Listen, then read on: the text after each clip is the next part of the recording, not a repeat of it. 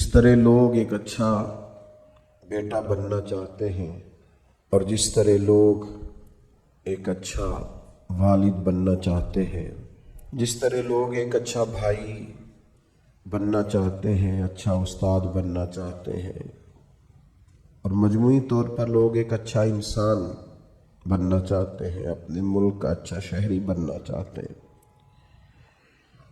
اسی طرح ہر مسلمان کی خواہش ہوتی ہے کہ وہ ایک اچھا مسلمان بھی بنے۔ اپنے تئیں لوگ اس کے لیے جد و جہد بھی کرتے ہیں، کوشش اور کاوش بھی کرتے ہیں۔ کچھ لوگ یہ سمجھتے ہیں کہ میں خدمت خلق کرتا رہوں، اللہ کے بندوں کے کام آتا رہوں تو میں ایک اچھا مسلمان ہوں۔ کچھ لوگوں کا یہ خیال ہوتا ہے کہ اگر میں سخاوت صحیح طور پہ کرتا رہوں، اپنا حلال اور محنت سے کمایا ہوا پیسہ راہ خدا میں خرچ کروں تو یہ میرے بہترین مسلمان ہونے کی علامت ہے۔ کچھ لوگوں کی یہ رائے ہوتی ہے کہ وقت پر نماز پڑھوں، زکوٰۃ ٹائم پہ دوں، حج فرض ہونے پر فوراً کر لوں، اللہ تعالیٰ عمرے کی سعادت بار بار عطا کرے تو میں ایک اچھا مسلمان ہوں۔ ہم نے لوگوں کو یہ کہتے ہوئے بھی سنا ہے کہ چونکہ میں کسی کو تکلیف نہیں دیتا، میری وجہ سے کوئی پریشان نہیں ہے، میرا لب و لہجہ محتاط ہے، تو میں ایک بہترین مسلمان ہوں۔ تو اپنے اپنے حساب سے لوگ تعین کرتے ہیں کہ میں ایک اچھا مسلمان ہوں۔ کیوں نہ ایسا کریں کہ اللہ کے قرآن سے پوچھیں کہ بہترین مسلمان کون ہے اور سچا مسلمان کون ہے، اور وہ کون سے مومن ہیں جن کو اللہ فرماتا ہے کہ اولئک ھم المؤمنون حقا، یہی لوگ سچے مومن ہیں۔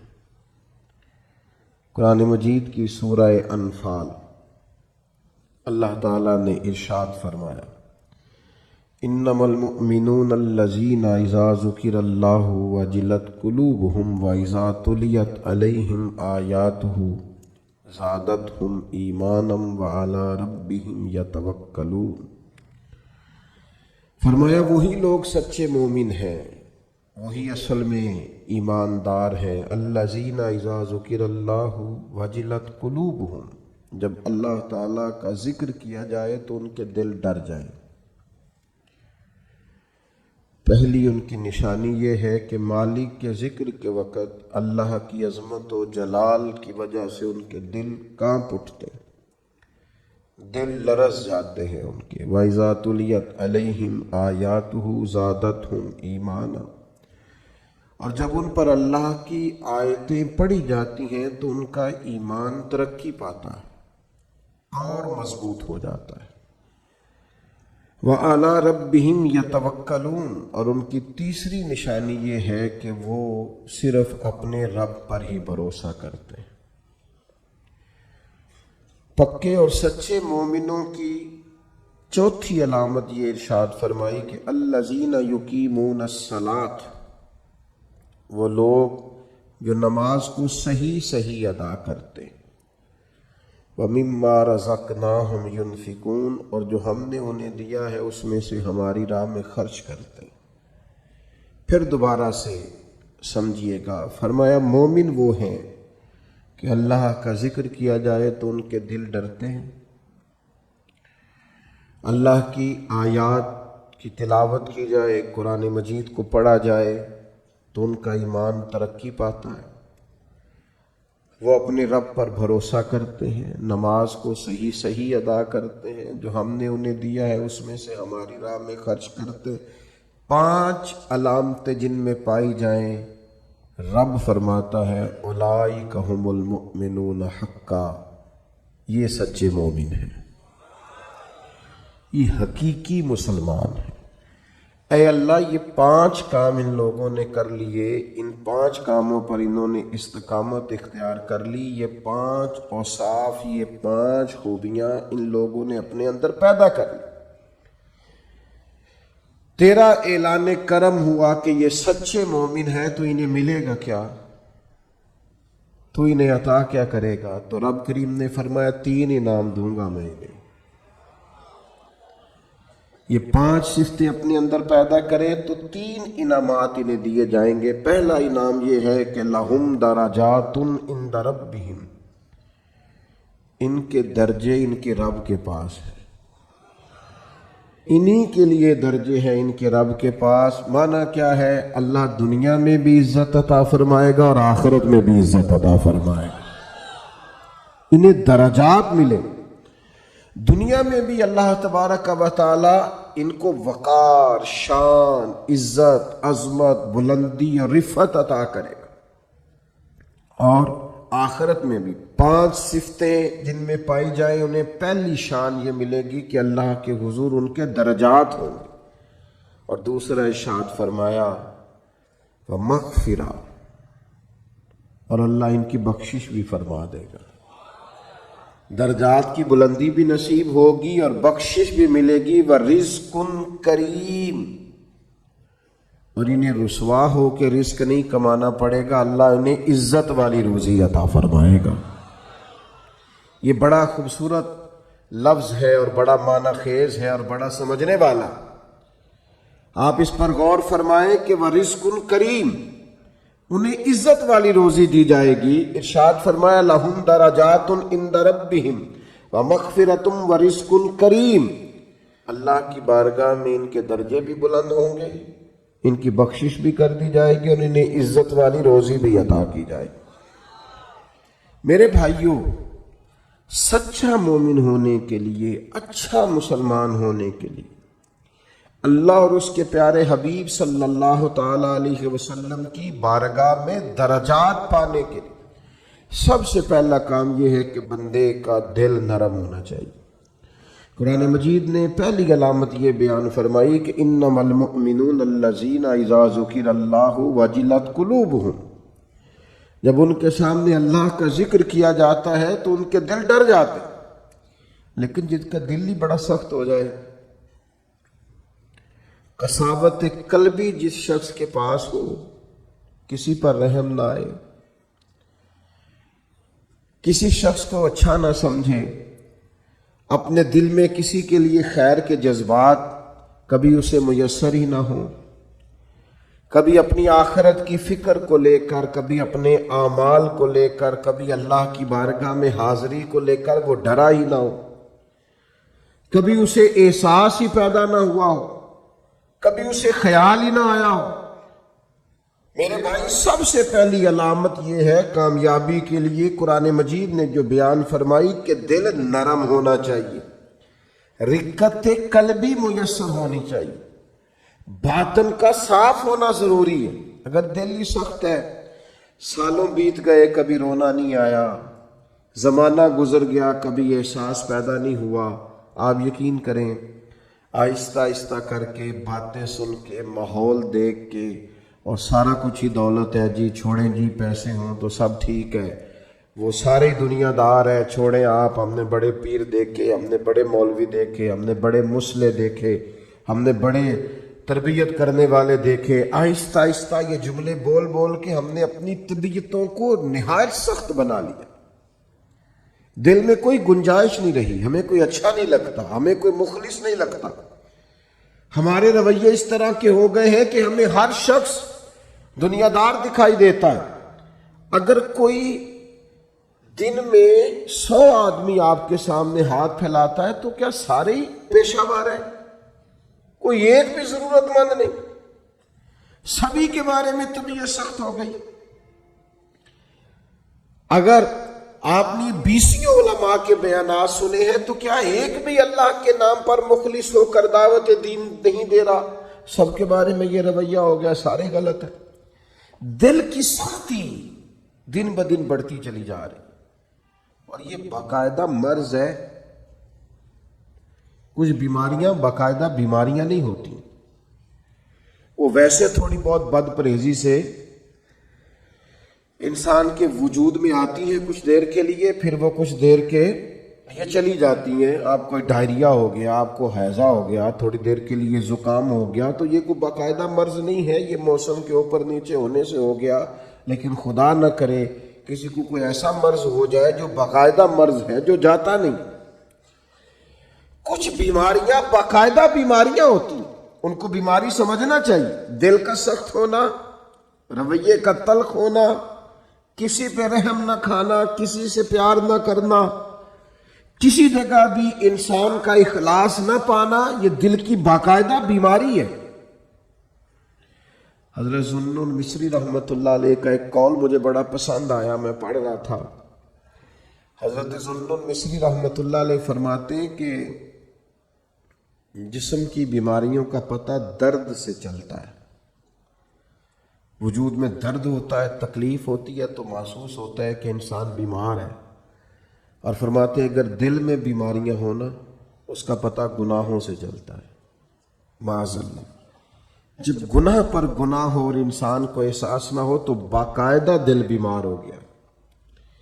اب اس کو احساس ہی پیدا نہیں ہوتا، اچھی بھلی اس کے سامنے آنکھ کھلی ہے، اس کی فجر کی اذان اس کے سامنے ہوئی ہے، لیکن یہ بالکل لیٹا ہے، بہت سخت بیمار ہو گیا دل۔ 6 لوگ اس کے سامنے سے اٹھ کے ظہر کی نماز کے لیے گئے ہیں، لیکن یہ آرام سے بیٹھا ہے، بیمار ہے اس کا دل۔ اس کے سامنے رو کے کسی نے اپنی ببتا سنائی ہے کہ مجبور ہوں، تکلیف میں ہوں، تنگ دست ہوں، لیکن اس کی بھری ہوئی تجوری ہے۔ اس نے کہا میرے پاس روز بڑے ہی لوگ آتے ہیں، مجھے پتہ ہے کتنے ضرورت مند ہیں، تو دل سخت ہو گیا۔ یہ بیماری ہے۔ اقبال کہتے ہیں دل بیدار پیدا کر کہ دل خوابیدہ ہے جب تک، نہ تیری ضرب ہے کاری نہ میری ضرب ہے کاری۔ اور ایک درویش نے کہا تھا زندگی زندہ دلی کا نام ہے، مردہ دل کیا خاک جیا کرتے ہیں؟ جن کے دل مردہ ہو گئے وہ کیسے جئیں؟ اندر ان کا بالکل مر گیا، باطن مردہ ہے، کسی چیز کا کوئی اثر نہیں، نہ کسی کلام کا، نہ کسی نعت کا، نہ کسی واعظ کا، نہ کسی تقریر کا، نہ کسی کے رونے کا، نہ کسی کے تڑپنے کا، کسی چیز کا کوئی اثر نہیں۔ تو معنی یہ ہے کہ باطن اجڑ گیا، اندر بھی۔ اور یہ کیسے بیماری ہوتی ہے سنیں، ایک تو زیادہ ہنسنے سے دل مردہ ہو جاتا ہے، زیادہ باتیں کرنے سے اور بیکار باتیں کرنے سے دل مردہ ہو جاتا ہے۔ صوفیاء نے لکھا ہے جن لوگوں کے مزاج میں تنقید ہوتی ہے ان کا دل مردہ ہو جاتا ہے، طبیعت ہی ہر وقت نقص تلاش کرتی ہے، مردہ ہو جاتا ہے۔ اور ایک بڑی سخت بات ہمارے بزرگوں نے لکھی ہے، فرماتے ہیں جو دین کے نام کو لیں، دین کے کام کا دعویٰ کریں پر اس سے دنیا اکٹھی کریں، ان کا دل مردہ ہو جاتا ہے، باطن اجڑ جاتا ہے پورے طور پر۔ یاد رکھیے گا اور سمجھ لیجئے گا کہ دل کی سختی ایک باقاعدہ مرض ہے، اور صحابہ کرام علیہم رضوان اس مرض کے علاج کے لیے حضور کی بارگاہ میں باقاعدہ حاضری دیتے تھے۔ ایک شخص نے عرض کی یا رسول اللہ دل بڑا سخت ہو گیا ہے، کریم کرم فرمائیں، مہربانی کریں۔ تو اللہ کے حبیب علیہ الصلوۃ والسلام نے فرمایا تو اس طرح کر، کوئی یتیم ملے نا جس کے سر سے باپ کا سایہ اٹھ گیا، جس نے گویا اپنا بچپن بغیر والد کے گزارنا شروع کیا ہو، اس یتیم کے سر پہ تو ہاتھ پھیرا کر، اللہ تعالیٰ تیرے دل کو نرمی عطا کرے گا۔ یہ پہلا نسخہ حضور نے ایک شخص کو دیا۔ آج بھی اس نسخے پہ عمل کریں، کبھی یتیموں سے ملیں۔ ہمارے ادارے میں نا کچھ بچے ایسے ہیں جن کے والد نہیں ہیں، ان میں سے سارے لوگ میرے بچوں کے قد مجھ سے کچھ بڑھنے لگے ہیں، لیکن 25-26 سال کا زمانہ بیت گیا ہے ابا جی کو دنیا سے گئے ہوئے۔ ابھی بھی کسی کو اپنے بیٹے کو گلے لگاتے ہوئے دیکھتا ہوں تو رو پڑتا ہوں۔ وہ درد ہے کہ وہ جاتا ہی نہیں، وہ کسک ہے کہ وہ ختم ہی نہیں ہوتی، وہ کمی ہے کہ وہ پورا ہونے کا نام ہی نہیں لیتی۔ اور کبھی کبھی یاد کرتا ہوں والدین کو تو اقبال کا لہجہ مستعار لے کے کہتا ہوں کہ میں تیری خدمت کے قابل جب ہوا تو چل بسی۔ وہ کہتے ہیں نا ابھی تو ٹائم آیا تھا کچھ دیکھنے کا، اور یہ کہ کچھ دیکھا نہیں۔ تو یتیم کے سر پر ہاتھ پھیرنے سے دل نرم ہوتا ہے، ان پر شفقت بڑھا دی جائے، کسی کو موقع میسر آئے تو ان سے پیار بڑھا دیا جائے، اس سے دل نرم ہوتا ہے۔ دوسرا، ایک شخص نے عرض کی یا رسول اللہ صلی اللہ تعالی علیہ وسلم دل سخت ہو گیا ہے، تو اللہ کے حبیب علیہ السلام نے اسے علاج بتایا، فرمایا موت کو کثرت سے یاد کیا کر، دل نرم ہو جائے گا۔ 1 منٹ کے لیے سوچا کر کہ مسجد میں اعلان ہوگا کہ تیرا انتقال ہو گیا، 1 منٹ کے لیے سوچیں کہ وقت آ گیا جانے کا، آ گئے لوگ جمع ہو گئے، تیاری ہو گئی، اور پھر یہ کہ کونوں میں اور نکروں میں کھڑے ہو کے مشورے ہونے لگے کہ جنازے کا ٹائم کیا رکھنا ہے، اور پھر یہ کہ تصور میں اس بات کو لانا کہ سبھی موجود تھے اور سب کے سامنے قبر بنائی گئی اور قبر میں رکھا گیا اور قبر کو بند کیا گیا، یہ وہ تصور ہے جو دل کو نرم کرتا ہے۔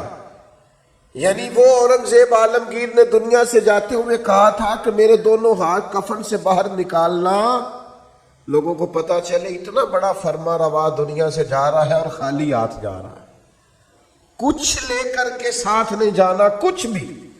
یہ تصور جب انسان پکا کرتا ہے نا کہ میں نے جانا ہے، دل نرم ہو جاتا ہے۔ لیکن یہاں جانے کا ارادہ کس کا ہے؟ کوئی پروگرام نہیں۔ جن کی عمریں بہت بڑی بھی ہو گئی ہیں وہ بھی بیماریوں کو سندیشے تو نہیں سمجھتے، وہ بھی کہتے ہیں بس وہ فلاں بد پرہیزی سے مسئلہ ہو گیا۔ یہ تو سندیشے ہیں، یہ تو پیغامات ہیں، یہ تو لوٹ جانے کے بہانے۔ جاگنا ہے جاگ لے افلاک کے سائے تلے، پھر حشر تک سوتا رہے گا خاک کے سائے تلے۔ مرنا ہے، چھوڑنی ہے دنیا، جانا ہے، کسی وقت بھی پیغام اجل آئے گا۔ اور جن کو مر جانا ہو وہ اس طرح نہیں جیا کرتے، وہ مرنے کے بعد کے لیے بھی کچھ تیاری کر کے رکھتے۔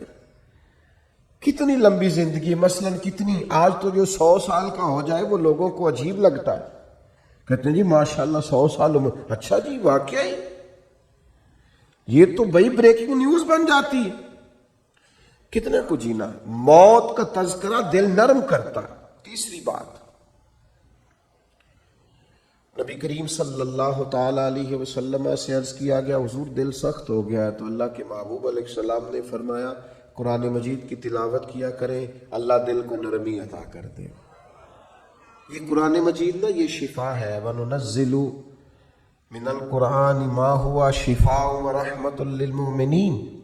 یہ قرآن مجید شفا ہے مومنوں کے لیے، اور ایک مقام پہ فرمایا شفاء لِمَا فِي الصُّدُورِ، یہ دلوں کے لیے شفا۔ آپ جب قرآن مجید پڑھیں گے، تلاوت کریں گے تو دل پاک ہوگا، صاف ہوگا۔ آج میں بڑے شوق سے کلام سنتا ہوں بزرگوں کا، آپ بھی سنتے ہیں، میاں صاحب کے کلام بہت ساری جگہوں پہ چوٹ لگے تو نبی پاک علیہ السلام نے ایک حال دل کی سختی کا قرآن مجید کی تلاوت کو بتایا۔ ایک مقام پہ نبی پاک علیہ السلام نے خود ارشاد فرمایا ہر چیز کو زنگ لگ جاتا ہے، جیسے لوہے کو زنگ لگ جاتا ہے، فرمایا اسی طرح دلوں کو بھی زنگ لگ جاتا ہے۔ دل بھی زنگ آلود ہو جاتے ہیں، دلوں کو زنگ لگ جاتا ہے۔ اور زنگ، یہ غور کریں، یہ دل کا زنگ نہ تھوڑا غور کریں تو پتہ ویسے چل جاتا ہے لگا ہوا ہے آج کل کے نہیں۔ کوئی چیز باہر پڑی رہے نا تو وہ اس کو زنگ لگ جاتا ہے، کہتے ہیں یہ بارش میں پڑی رہی، دیکھا نہیں، زنگ آلود۔ یہ دل بھی ایسے ہی پڑا رہے نا، کبھی ذکر نہ کرے، کبھی درود و سلام نہ پڑھے، کبھی تلاوت قرآن مجید نہ کرے، کبھی رات کو اٹھ کے روئے نہ، تو اس کو بھی زنگ لگ جاتا ہے۔ تو حضور نے فرمایا ہر چیز کا زنگ اتارنے کا آلہ ہوتا ہے۔ کیا کہتے ہیں، ہمارے لوہے کو زنگ لگ جائے تو کس چیز سے اتارتے ہیں؟ ریگ مارتے ہیں۔ حضور نے فرمایا ہر چیز کا زنگ اتارنے کا آلہ ہوتا ہے، جب دل کو زنگ لگ جائے تو اللہ کا ذکر کرو، دلوں کا زنگ اتر جائے گا۔ اللہ کی یاد کرو، تسبیح پڑھو، اللہ کی حمد کرو، اللہ کی تکبیر بیان کرو۔ یہ جو صوفیاء ذکر کراتے تھے نا، بار بار ضربیں لگتی تھی تو اس سے دل کا زنگ ہی تو اترتا تھا۔ اور ایک بات تمام صوفیاء نے لکھی ہے، وہ کہتے ہیں صحبت صالح سے بھی زنگ اترتا ہے۔ اچھے لوگوں کے پاس بیٹھیں تو دلوں کا زنگ اترتا ہے، اور برے لوگوں کے پاس بیٹھیں تو دلوں پہ زنگ چڑھتا ہے۔ آپ برے لوگوں کی صحبت میں بیٹھیں، معاذ اللہ جو دنیا دار ہیں، جو آپ کو کہیں گے چھوڑو یار تم کس چکر میں پڑ گئے، دنیا بڑی میٹھی ہے اور یہی دنیا میں ہی سارے ذائقے ہیں، آپ ایسے لوگوں کی طرف جائیں تو آپ محسوس کریں گے دل زنگ آلود ہو گیا۔ چنگیاں دے لڑ لگی ساں میری چولی چ پھل پئے، پیڑیاں نال میں رل گئی تے میرے اگلے بھی ڈول گئے۔ تو یہ بری صحبت جو ہوتی ہے یہ نقصان دیتی ہے، تو یہ کچھ علاج ہے، یہ کریں، اس سے دل کا زنگ دور ہوگا۔ یہ واہ واہ سے بھی زنگ چڑھتا ہے، میرے جیسے لوگوں کی تعریفیں ہوتی ہیں نا، اور یہ بہت بڑی مصیبت ہے، اس سے بھی زنگ چڑھتا ہے، اس سے خوشامد، تعریف، مزاج، ہم نے دیکھا ہے۔ امام غزالی فرماتے ہیں جب کوئی علم پڑھنے کے لیے بیٹھتا ہے تو تکبر کا بوٹا لگتا ہے، اور پھر جیسے جیسے وہ علم پڑھتا جاتا ہے وہ پودا جوان ہو کے درخت بنتا جاتا ہے۔ تو یہ دولت ہو، یہ خوبصورتی ہو، یہ علم ہو، یہ کوئی عہدہ ہو، یہ بعض اوقات انسان کو فتنے میں مبتلا کرتے ہیں، دل سخت ہو جاتا ہے، گھٹن پیدا ہوتی ہے۔ دولت، ثروت، اقتدار، یہ چیزیں کساوت قلبی کا سبب بنتی، اور دل کی نرمی کیسے ہوگی؟ قرآن پڑھا جائے، اللہ کا ذکر کیا جائے، موت کو یاد کیا جائے، یتیم کے سر پہ ہاتھ پھیرا جائے، اچھوں کی سنگت اختیار کی جائے، تو دل کا زنگ اتر جاتا ہے۔ دوسرے نمبر پر ارشاد فرمایا کہ جب قرآن مجید کی آیتیں پڑھی جائیں تو ایمان ترقی پاتا ہے۔ قرآن مجید کو سیکھنا شروع کریں، قرآن مجید کو پڑھنا شروع کریں، قرآن مجید کے ساتھ اپنے تعلق کو مضبوط کریں۔ ہم جس ملک میں رہتے ہیں نا، یہاں ہر چیز کو مشکوک بنا دینا کچھ لوگوں کا مزاج بن گیا ہے۔ کوئی اعلیٰ سے اعلیٰ شخص آپ اٹھا کے لے آئے، 5-10 لوگ اس کے بارے میں بھی کوئی نہ کوئی مخالفانہ بات کرتے آپ کو نظر آئیں گے۔ یاد رکھیے گا کہ بہترین بدلہ یہ ہوتا ہے کہ کسی شخص سے بدلہ لینا ہو، انتقام لینا ہو، کہ اس کی پیاری چیزوں کو مشکوک بنا دیا جائے۔ کبھی لوگ نفل نمازوں کو مشکوک بناتے ہیں معاذ اللہ، کبھی درود و سلام کے مختلف انداز کو مشکوک بناتے ہیں، کبھی لوگ کسی چیز پر تنقید کرنا شروع کر دیتے ہیں، کبھی کسی چیز پر تنقید کرنا شروع کر دیتے ہیں۔ اب میں کچھ سالوں سے دیکھ رہا ہوں ہمارے ملک میں تراویح کے مسئلے میں لوگوں کو بڑا پریشان کرتے ہیں۔ چھوڑیں جی، کوئی یہ ضرورت نہیں ہے، کوئی باقاعدہ نماز ہی نہیں ہے، یہ کوئی فرض واجب نہیں ہے۔ کس نے کہا ہے فرض واجب ہے؟ لیکن کیا نبی کریم علیہ السلام سے پڑھنا اس کا ثابت نہیں؟ کیا جناب عمر فاروق رضی اللہ تعالیٰ عنہ نے باقاعدہ اس کی جماعت نہیں کروائی؟ کیا جناب عمر کا سارا زمانہ اس کی جماعت نہیں ہوتی رہی؟ اس کے بعد یہ ہمیشہ سے امت کا معمول نہیں رہا؟ خدا کے بندو، سال کے بعد ایک موقع آتا ہے کہ جس میں قرآن مجید سنانے والے سنا لیتے ہیں، سننے والے سن لیتے ہیں۔ ایک خوبصورت طریقہ، آپ یقین کریں یہاں ہمارے ادارے میں سینکڑوں حفاظ ہیں، اور میں ایک بچے سے 3 دفعہ پوچھتا ہوں بیٹا اس دفعہ کہاں قرآن مجید سنانا؟ یاد ہے نا؟ سنا رہے ہو نا؟ یہ پوچھنے پوچھانے میں اتنا لطف ہے۔ اور پھر یہ کہ رات کو جب وہ سارا دن قرآن یاد کرتے ہیں، اور جب وہ رات کو قرآن پڑھتے ہیں، اور جب وہ قرآن مجید سناتے ہیں، اور جب سننے والے قرآن مجید سنتے ہیں، میں نہیں آپ کو بتا سکتا وہ ذوق کہ بوڑھے بزرگ بھی جب کہتے ہیں کہ میں افطاری کے لیے نہیں آ سکتا اس لیے کہ میں نے اپنی مسجد میں قرآن مجید سننا شروع کیا ہوا ہے، میرا 23واں پارہ ہو گیا، اگر میں آپ کے پاس آؤں گا تو میرے وہ پارے جو ہیں وہ سارے آگے پیچھے ہو جائیں گے۔ تمہیں سمجھ نہیں آتی کہ جب اس ذوق سے قرآن پڑھایا اور سنایا جائے تو عرش کا مالک راضی کتنا ہوتا ہے؟ اور تم یہ کہ تراویح کو مشکوک بناتے ہو، کوئی کام ہاتھ سے جانے ہی نہیں دیتے دین کو مشروط بنانے والا. خدا کے بندے سن میرے نبی پاک کا فرمان ہے. حضور نے فرمایا جس نے ایمان اور احتساب کی نیت کے ساتھ رمضان المبارک میں قیام کیا یعنی نفلی عبادت کی، غفر لہ ما تقدم من ذنبک، اللہ اس کے پچھلے سارے گناہوں کو معاف فرما دے گا. تو آپ اس کو سمجھتے ہی نہیں. پھر حضور نے فرمایا قرآن اور رمضان یہ دونوں بندے کی سفارش کریں گے اللہ کی بارگاہ میں. قرآن مجید کہے گا مالک میں نے رات اسے بیدار رکھا تھا، یہ قیام کرتا تھا، پڑھتا تھا. اور روزہ کہے گا مالک میں نے اسے دن میں کھانے پینے سے روکا رکھا تھا. یہ دونوں مل کے شفاعت کریں گے اور اللہ تعالیٰ یہ عمل کرنے والے کی بخشش فرما دے گا. تو قرآن مجید فرماتا ہے کہ اگر تم قرآن مجید کی تلاوت کرو گے تو اس سے تمہارے ایمان میں ترقی ہوگی. آپ قرآن مجید پڑھتے جائیں، ایمان مضبوط ہوتا جائے گا اور انشاءاللہ تعالیٰ گناہ خود بخود دور ہوتے جائیں گے. اچھا یہ ایمان بھی مضبوط ہوتا ہے. ایمان بڑی شے ہے. ایمان سب سے بڑی شے ہے. ایمان مضبوط ہو نا، لو سنو حدیث اور یہ یاد رکھنا اور یہ ایک دو کو سنا دینا سویرے. نبی کریم نے حضرت حارثہ سے پوچھا تھا کیف اصبحت یا حارثہ، حارثہ آج صبح کیسی کی ہے؟ عرض کی حضور اس حال میں کی ہے کہ میں پکا مومن ہوں. تو نبی کریم نے فرمایا تیرے ایمان کی دلیل بات کہہ دوں جو پتھروں کے دلوں کو بھی پاش پاش کر دے. لیکن وہاں سے زبان حال سے ارد گرد سے یہ آواز آ رہی تھی نہیں رہنے دے، یہی بہتر ہے کہ پردوں میں وہ پردہ پوش رہے. وہ اگر پردے اٹھا دے تو کسے ہوش رہے.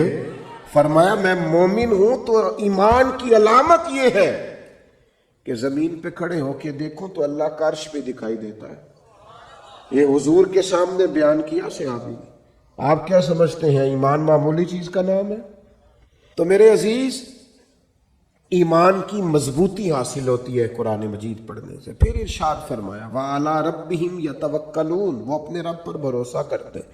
دنیا داروں پر بھروسہ کرنا چھوڑ دیں، مالداروں پر بھروسہ کرنا چھوڑ دیں، امیر رشتہ داروں پر بھروسہ کرنا چھوڑ دیں. وہ جن دوستوں نے آپ سے کہا نا کوئی کام ہو جاتے دسیا جی، کوئی حکم ہو جاتے، ان پہ بھروسہ کرنا چھوڑ دے. آپ تسی پھر دسیا جی تو پھر وہ تمہیں دسن گے.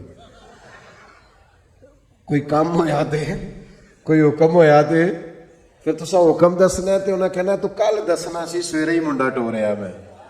تو میرے عزیز بھروسہ اللہ پہ، بھروسہ اللہ پہ خوب اپنا اعتماد پکا کر لیں. ایک روایت میں نے جمعے میں سنائی تھی، میرا دل کرتا ہے آج پھر سناؤں گا آپ کو. فرمایا دو لوگوں کو نا قیامت والے دن حکم ہوگا کہ دونوں ان کے اعمال معاذ اللہ ایسے تھے کہ ان کے لیے حکم ہے دونوں دوزخ میں چلے جاؤ. ایک نے دوڑ لگا دی، بھاگتا ہوا جا رہا ہے جہنم کی طرف. دوسرا 2 قدم اٹھاتا پھر پلٹ کے پیچھے دیکھتا، پھر 2 قدم اٹھاتا پھر پلٹ کے پیچھے دیکھتا. دونوں کو واپس بلا لیا، دوزخ کا دروازہ آ گیا، بلا لیا. دلوں کے حال جاننے والا رب پوچھتا ہے بھئی تو بڑا بھاگ کے دوزخ کی طرف گیا ہے؟ پتہ اللہ کو ہے سارا ہی. پوچھتا ہے تو بڑا بھاگ کے گیا ہے. تو وہ بڑا رند مزاج اور بڑا انوکھا آدمی تھا. کہنے لگا مالک تیری زندگی میں مانی نہیں، تو آج تو نے حکم دیا دوزخ میں جاؤ تو میں نے کہا چلو ایک ہی مان لو، رب کی طرح دوڑ کے جاتا ہوں. چلو مانو تو حکم تو رب کا ہے نا، چلو جو بھی ہے اللہ نے حکم دیا ہے نا، تو جس بات کا بھی تو دوڑ گیا. تو کریم نے دوسرے سے کہا تو بڑے دھیمے دھیمے قدم اٹھاتا ہے، پلٹ پلٹ کے دیکھتا ہے. تو وہ رو پڑا، کہنے لگا مالک میرا تیری رحمت پہ بھروسہ بڑا مضبوط تھا، مجھے پتا تھا بے شک فیصلہ ہو گیا ہے پر تو نے معاف کاری دینا، تو نے کرم کاری دینا. کریم جب غالب آتا ہے تو کرم کاری دیتا ہے. تو نے معاف کر دینا. مجھے امید تھی حکم بھی ہو گیا، فیصلہ بھی ہو گیا، میں دوزخ کی طرف جانے بھی لگا، پر بار بار اندر سے آواز آتی تھی پریشان نہ ہو، آواز آئے گی، پریشان نہ ہو وہ بلائے گا، پریشان نہ ہو رحمت ہو جائے گی۔ مالک دوزخ کا دروازہ آ گیا، پر میرا تیری ذات پر بھروسہ نہیں ٹوٹا، اور جب تیری آواز آئی نا کہ واپس آؤ، تو میرے گویا اندر ہی اندر نعرے لگنے لگے کہ آ گئی ہے نا آواز، ہو گیا نا کرم۔ تو اللہ نے فرشتوں سے فرمایا دونوں کو ہی جنت میں داخل کر دو۔ بھروسہ اللہ پہ رکھیں اور امید اللہ سے رکھیں، اپنے رب پر ہمیشہ مضبوط ایمان رکھیں۔ اور چوتھی بات ارشاد فرمائی الذین یقیمون الصلاۃ، صحیح نماز پڑھا کرو، دل لگا کے نماز پڑھا کرو، پیشانی ذرا جما کے نماز پڑھا کرو، ذرا غور کیا کرو کہ یہ سبحان ربی الاعلیٰ کا معنی کیا ہے، یہ سبحان ربی العظیم کا ترجمہ کیا ہے، یہ جو تم سمیع اللہ لمن حمیدہ کہتے ہو تو اس کے اندر سے کیا مفہوم واضح ہوتا ہے، ذرا دل جمی سے ذرا۔ اور کسی نے کہا تھا میرا مالک میرے جرم عیاں کرتا نہیں اور سجدے میرے چہرے پہ سجا دیتا ہے۔ یہ دیکھو نا کئی لوگوں کے وہ جسم کچھ لوگوں کا ایسا نرم ہوتا ہے کہ سجدوں کا نشان پڑ جاتا ہے، لوگ اس کو محراب بھی بولتے ہیں، لیکن یہ بنیادی طور پر اپنی اپنی جسمانی ساخت ہوتی ہے۔ زیادہ کچھ لوگ بڑے نمازی ہوتے ہیں پر چہروں پر نشان نہیں ہوتا، یہ جسمانی ساخت کا مسئلہ ہوتا ہے۔ عام دام برسر مطلب خوب نماز پڑھے دل جما کے، اور پھر فرمایا وَمِمَّا رَزَقْنَاهُمْ يُنْفِقُونَ، جو ہم نے انہیں دیا اس میں سے ہماری راہ میں خرچ کرتے۔ پتہ ہے کس حد تک خرچ کرنے کا حضور نے فرمایا ہے؟ نبی پاک علیہ السلام نے فرمایا ایک کھجور اللہ کے رستے میں صدقہ جب تم دیتے ہو نا، ایک کھجور جب تم اللہ کے رستے میں اخلاص کے ساتھ صدقہ دیتے ہو تو اللہ تعالیٰ اسے اپنے دائیں ہاتھ میں لے لیتا ہے جو اس کی شان کے لائق ہے، اور پھر اللہ اسے قبول کر کے اپنے دائیں ہاتھ میں لیتا ہے جو اس کی شان کے لائق ہے، اور اسے اتنا بڑا کر دیتا ہے، اس کھجور کو اتنا بڑا کر دیتا ہے کہ پہاڑ بنا دیتا ہے، اور اس ایک کھجور کی برکت سے ہی اللہ تعالیٰ بخشش فرما دیتا ہے۔ خرچ کریں اللہ کے راستے میں، خوب خرچ کریں، اور یہ کر کے دیکھیں کہاں سے خرچ کرنا شروع کرنا ہے۔ نبی پاک علیہ السلام نے فرمایا گوشت پکاؤ تو شوربہ زیادہ کر لو، پڑوسیوں کو بھی شامل کر لیا کرو۔ فرمایا 2 کا کھانا 3 کے برابر اور 3 کا 4 کھا لے، بس یہ کہ سب کو شامل رکھو، سب کو شامل۔ کچھ لوگ ایسے ہوتے ہیں جو اپنے دسترخوان کو وسیع نہیں کرتے، آپ خرچ کرنے کا مزاج بھی نہ ہے، اللہ توفیق بھی عطا کر دے گا۔ دینے کا جب انسان ارادہ کرتا ہے تو پھر وسعت بھی آ جاتی ہے۔ تو میرے بھائی یہ چیزیں پیدا کرنی ہے اپنی طبیعت میں۔ 2-4 گزارشات میں نے تیزی سے آپ کی خدمت میں عرض کر کے اپنی بات کو سمیٹنا ہے۔ سب سے پہلے میری گزارش آپ سے یہ ہے کہ اپنی کوتاہیوں پر خاص نظر کریں، زندگی میں اپنی غلطیوں کو ضرور ڈھونڈیں۔ ہمارے صوفیانہ اپنی اصطلاحات میں ایک اصطلاح بیان کرتے ہیں دید قصور، یعنی اپنی غلطیوں کا نظر آنا۔ کچھ لوگ ایسے ہوتے ہیں جنہیں جگ کی غلطیاں نظر آتی ہیں، سب کی غلطیاں نظر آتی ہیں، اپنی نہیں نظر آتی۔ اپنی غلطیوں کو تلاش کریں، اپنے گناہوں کو تلاش کریں، اور پھر ان کی اصلاح کے لیے ایک پورا منظم منصوبہ بنائیں اور اس منصوبے کے تحت اپنی تربیت کریں۔ کب تک ایسے ہی گھومنا ہے اور کب تک یہ کہنا ہے کہ انشاءاللہ تعالیٰ بس دعا کرے میں ٹھیک ہو جاؤں؟ اپنی کمزوریوں کو تلاش کر کے ڈھونڈ کے ان کی اصلاح پر پورا زور لگا دیں۔ نبی پاک علیہ السلام نے فرمایا جب بندہ اعتراف کر کے توبہ کرتا ہے نا، یا اللہ میرے اندر یہ غلطی ہے میں بھول گیا تھا، جب اعتراف کر کے توبہ کرتا ہے تو اللہ اسے معاف فرما دیتا ہے۔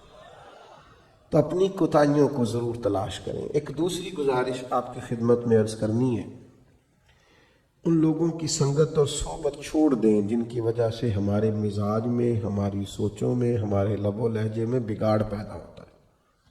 ان لوگوں کے قریب آ کے بیٹھیں جن کے پاس بیٹھنے سے ہمارا ایمان پختہ ہوتا ہے، ہمارے اندر روحانیت پیدا ہوتی ہے، ہمارا نیکی کی طرف دل مائل ہوتا ہے۔ بری صحبت مکمل چھوڑ دیں۔ آپ کے ذہنوں میں جو لوگ شکوک پیدا کرتے ہیں ان سے پورے طور پر بچ جائیں۔ اب میں کوئی ایسی بات آپ کے سامنے عرض کرنے لگا ہوں جو بڑی انوکھی ہے۔ میں نے نا اپنی زندگی میں کچھ لوگوں کو نظریات بدلتے دیکھا ہے۔ وہ اس نظریے کے ماننے والے تھے، عقیدہ حق کے ماننے والے تھے، پھر انہوں نے اور نظریہ اختیار کیا۔